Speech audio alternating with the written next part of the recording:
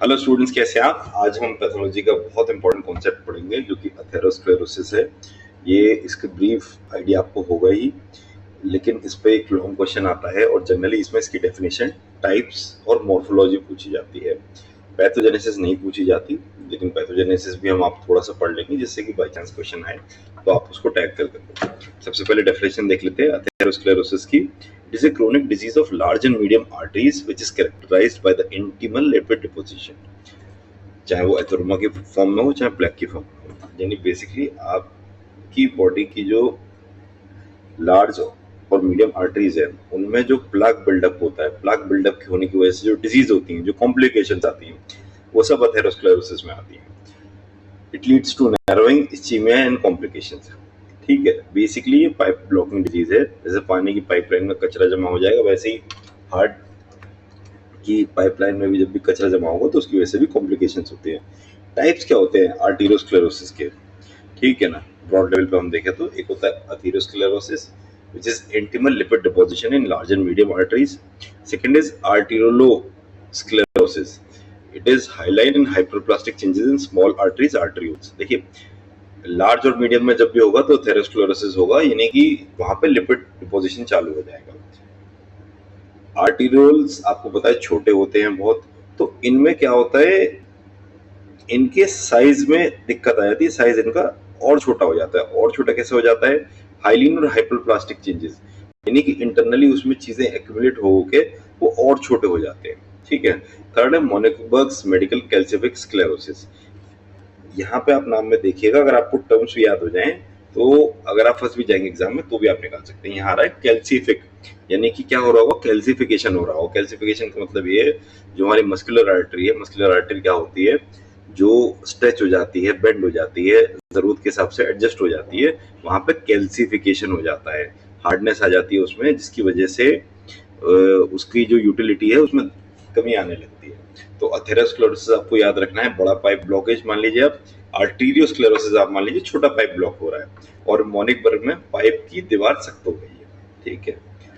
Risk factor, risk factor कि आप mnemonic बना के याद कर लीजिएगा, चाहे लिख के याद कर लीजिएगा, एग्जाम में लिख के आना ही आना है। सीबीडीसी के हिसाब से risk factors is very important, जबकि इसकी जो पैथोजेनेसिस है वो लेस इंपॉर्टेंट है, यानी चांसेस कम है आने के। अगर आपको अपनी यूनिवर्सिटी के पीवाईक्यूज चेक करने पड़ेंगे, अगर उसमें पूछा गया है तो पैथोजेनेसिस करना पड़ेगा। रिस्क फैक्टर सबसे पहले मेल जेंडर, एज, एज ज्यादा है कम है। थर्ड हाइपरटेंशन तो नहीं है पेशेंट को। फोर्थ है ए अगेन एबनॉर्मल लिपिड्स, एलडीएल लो बेकार, इस तरीके से आप याद कर लीजिए। हाई अच्छा, तो एचडीएल जो अच्छा कोलेस्ट्रॉल है वो बॉडी में कम होगा, और एलडीएल जो खराब है वो इंक्रीज होगा। Cigarette smoking greatest factor for atherosclerosis, और हेरिडिटरी हो या फैमिली हिस्ट्री हो सकती है। अल्कोहल, ओबेसिटी भी सेकेंडरी फैक्टर आता है, और रिड्यूस फिजिकल एक्टिविटी और डायबिटीज। देखिए ऊपर के जो ये चार फैक्टर्स है ना, age, hypertension, abnormal lipids, cigarette smoking, ये बहुत इंपॉर्टेंट होते हैं और इसी की वजह से ही सीवियर कॉम्प्लिकेशंस होते हैं। रेस्ट लाइफस्टाइल फैक्टर्स है, ये भी इंपॉर्टेंट होते हैं, लेकिन जो मेक और ब्रेक है वो ऊपर वाले फैक्टर्स है, और ये सारे याद करने हैं और सारे लिख के आने हैं। मैं रिपीट इसलिए कर रहा हूँ, सीबीडीसी में इसको हाईली इंपॉर्टेंट बताया गया है। पैथोजेनेसिस क्या होता है? पैथोजेनेसिस में क्या है कि ये हो कैसे रहा है? देखिए, जब भी होगा एंडोथेलियल एक तो इंजरी होगी, जिसकी वजह से डिसफंक्शन हो जाएगा, चाहे वो हाइपरटेंशन की वजह से हो, चाहे स्मोकिंग की वजह से हो, टॉक्सिन की वजह से हो। उसके बाद लिपिड की एंट्री हो जाएगी वहां पे, जहां पे भी इंजरी हुई है, वहां पे चोट लगी है, और वहां पे एलडीएल का ऑक्सीडेशन हो जाएगा, यानी खराब जो कोलेस्ट्रॉल है वो वहां जाके ऑक्सीडाइज हो जाएगा, वहां चिपक जाएगा सीमेंट की तरह, और उस सीमेंट पे मोनोसाइट और प्लेटेट भी आके चिपकेंगे। ठीक है ना, क्योंकि आपको पता है आपकी बॉडी में जो इम्यून सिस्टम है वो हमेशा एक्टिव रहता है, तो जैसे ही वो देखेगा कि भाई एलडीएल है तो मैक्रोफेज को भेजेगा, मोनोसाइट को भेजेगा, और वो जाके वहां पे जैसे ही उससे रिएक्ट करेंगे वहां पे फोम सेल फॉर्मेशन हो जाएगा। फोम सेल फॉर्मेशन होते ही आपकी येलो स्ट्रीक बन जाएगी।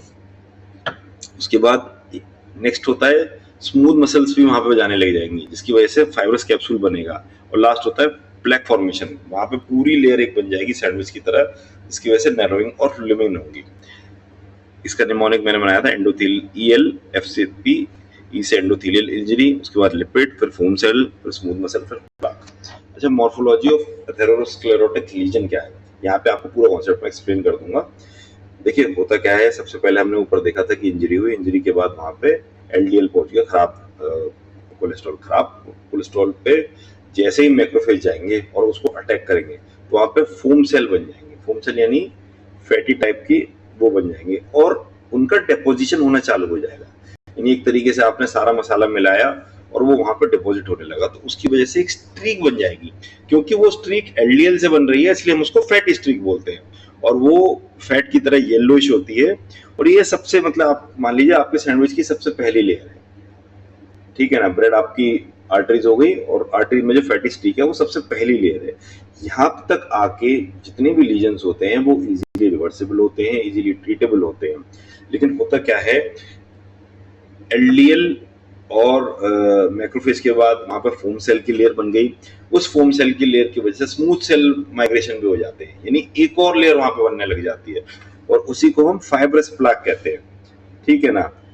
इससे जो डेपोजिशन था, जो प्लाक था, उसका हाइट और बढ़ जाती है और वो वाइटिश हो जाता है और नीचे उसका कोर लिपिड का है, ठीक है ना। समझिएगा आप ये बात, कहीं अटक रहे हो तो दोबारा इसको इतना समझ लीजिएगा।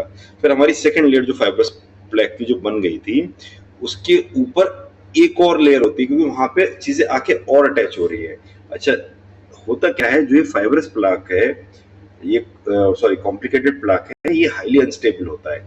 इसमें अल्सरेशन भी होता है, इसमें कैल्सिफिकेशन भी हो सकता है, इसमें थ्रोम्बोसिस भी हो सकता है। तो जनरली होता क्या है, मान लीजिए कॉम्प्लिकेटेड प्लाक है, मैं आपको समझाता हूँ बहुत इजीली। उसमें से कुछ टूटा, वो टूट के ब्लड में गया, तो ब्लड को तो लगा भाई कि यहाँ पे क्या बोलते हैं, ब्लीडिंग हो रही है इंटरनल, और अपने को इसको क्लॉट फॉर्मेशन कराना है। तो हमारी बॉडी वो सब चीजें रिएक्ट कर निकालेगी जिसकी वजह से वो क्लॉट बन जाए। वो क्लॉट हमारी ब्लड वेसल्स में घूम रहा है और वो कहीं भी जाके एक ब्लॉकेज क्रिएट कर सकता है। समझ रहे हो आप कितना खतरनाक है, जिसको हम थ्रोम्बोसिस बोलते हैं, कि उसने थ्रोम्बोसिस क्रिएट किया, मतलब जो थ्रोम्बिन को एक्टिवेट किया, क्लॉट बना और वो क्लॉट ब्लड में घूम रहा है कहीं भी, वो कहीं भी जाके फंस सकता है। या किसी भी एक जगह हायर डिपोजिशन की वजह से कैल्सिफिकेशन हो सकता है कि वहां की ब्लड वेसल्स हार्ड हो गई, उसने अपनी स्मूथनेस खो दी, अपनी मस्कुलैरिटी खो दी, जिसकी वजह से कोई भी उसमें प्रॉब्लम आ सकती है। तो इस तरीके से होता है। यानी फैटी स्ट्रीक आपको ध्यान रखना है, सबसे बेसिक लेयर है जो एलडीएल प्लस मैक्रोफेज के रिएक्शन पर बनेगी, फोम सेल्स टाइप की। सेकंड हमारी सैंडविच की लेयर थी फाइब्रस प्लाक, जो स्मूथ मसल्स माइग्रेशन की वजह से होती है। इसकी वजह से हमारी क्या बोलते हैं, जो प्लाक, मतलब नाली के अंदर जो ब्लॉकेज है वो और बढ़ गई, उसमें दूसरी लेयर आ गई। फिर थर्ड हो गया हमारा कॉम्प्लिकेटेड प्लाक, ये वो है कि कहीं से टूट के कहीं चला गया, कहीं क्लॉट बना लिया, कहीं कैल्सिफिकेशन करा लिया। तो इस पॉइंट तक आते आते चीजें बहुत ज्यादा रिस्क हो जाती है। और इसी का कॉम्प्लिकेशन की वजह से क्या होती है कि मान लीजिए कहीं पर थ्रोम्बोसिस हो गया, वो जो क्लॉट था वो ढक्कन की तरह लग गया और मायोकार्डियल इन्फेक्शन हो गया, स्ट्रोक हो गया, एन्यूरिज्म फॉर्मेशन हो गया। एन्यूरिज्म फॉर्मेशन क्या है कि बलूनिंग हो गई ब्लड वेसल्स की, उस पे एक पॉइंट पे जोर लगे जा रहा था। जैसे पाइप को आप बहुत देर तक दबाए रखो एक जगह पे, तो जब आप छोड़ोगे तो आप देखोगे कि उसका शेप नॉर्मल नहीं हो पाता। वही चीज है कि ब्लड वेसल्स की बलूनिंग हो गई, उनमें वीकनेस आ गई हाइपरटेंशन की वजह से, या फिर इस्चेमिक हार्ट डिजीज हो गई, एक पर्टिकुलर एरिया का सर्कुलेशन पूरा, ब्लड सर्कुलेशन पूरा कट गया, जिसकी वजह से इस्चीमिया हो गया, ठीक है।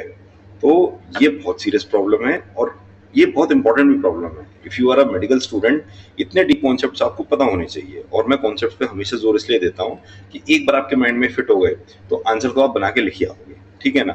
और प्रैक्टिस कर लेंगे तो हर यूनिवर्सिटी के लेवल के आंसर तैयार हो जाते हैं। लेकिन ये चीज आपको 10 साल तक याद रहनी चाहिए, तब मेरे पढ़ने का और आपके पढ़ाने का फायदा है, ठीक है। एग्जाम की क्विज देख लेते हैं हम। हॉलमार्क लीजन में एथेरोमेटोस प्लाक, ठीक है ना। बेसिकली जो हमारे प्लाक्स का है उसी का एक सेकंड नेम होता है। Fatty streak is the earliest reason and it is the point where things are easily reversible.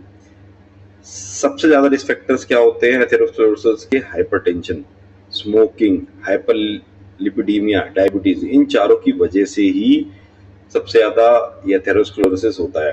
Complications क्या होते हैं? थ्रोम्बोसिस, एमआई, स्ट्रोक, एन्यूरिज्म, ठीक है। तो सबसे पहले आप क्या करेंगे, आप एथेरोस्क्लेरोसिस की डेफिनेशन लिखेंगे, उसका इंट्रोडक्शन लिखेंगे, उसके रिस्क फैक्टर्स लिखेंगे, किस वजह से हो रहा है, और रिस्क फैक्टर्स को एक्सप्लेन करेंगे। फिर आप कॉम्प्लिकेशंस लिखेंगे, ठीक है। पैथोजेनिस आपसे पूछी जाए तो आप आराम से लिखाओगे, इतना मैंने आपको समझा दिया है। एक बार की पॉइंट्स और देख लेते हैं, रिवाइज कर लेते हैं। What is the definition of atherosclerosis? It is the intimal lipid deposition in large and medium arteries in the form of plaque. Earliest lesion is fatty streak. Classical lesion is fibrous plaque. Complication thrombosis, MI, stroke, aneurysm. Major risk factors क्या है? Hypertension, smoking, diabetes, high LDL. ठीक है ना। इसी के हिसाब से हमने ये चैप्टर खत्म कर लिया, और पैथोलॉजी में आपको ऐसे करा दूंगा कि आप कुछ भूलो, कुछ याद रहे न रहे, आपको पैथोलॉजी याद रहेगी। मिलते हैं नेक्स्ट चैप्टर में। थैंक